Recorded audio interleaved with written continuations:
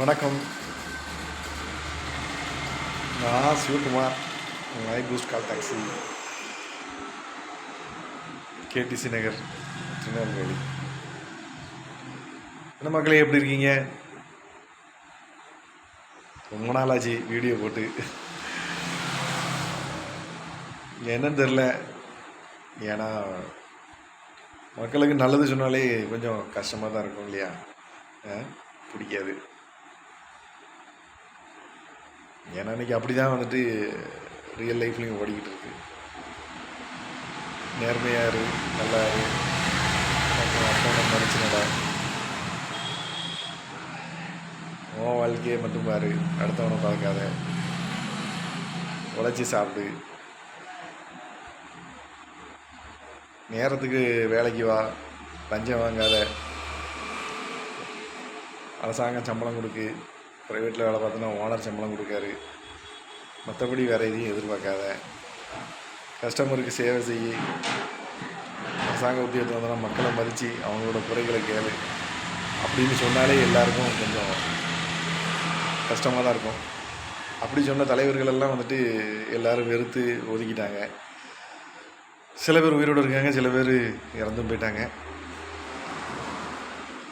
நேற்று கூட வந்துட்டு நேர்மையும் சீக்கிரமாக இருந்த ஐயா நல்லக்கண்ண அவர்களும் போய் சேர்ந்துட்டாரு.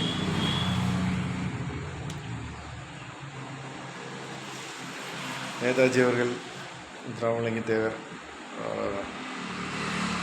கக்கன், காமராஜர், ஐயா நல்லக்கண்ணு,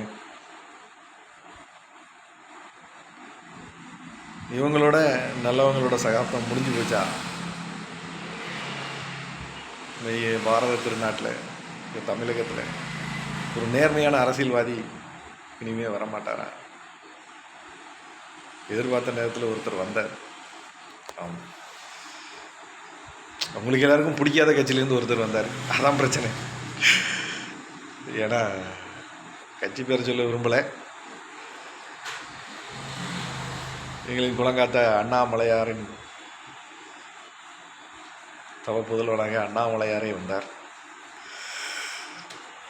இப்போ அவரையும் வந்துட்டு எல்லோரும் ஒழிச்சிக்கிட்ட ஆரம்பிச்சிட்டிங்க. அவர் ஒரு படித்தவன், ஒரு ஐபிஎஸ் ஆஃபீஸர் வந்து நாட்டுக்கு நல்லது செய்யணும்னு வந்தார். வேலையெல்லாம் விட்டுவிட்டு அவர் இப்போ இருந்தால் டிஜிபி ஆகிருப்பார்.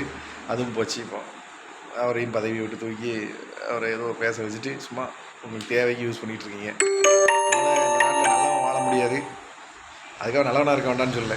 நல்லவனாக இருங்க, கடவுள் மேலே பக்தியாக இருங்க, நேர்மையாக இருங்க.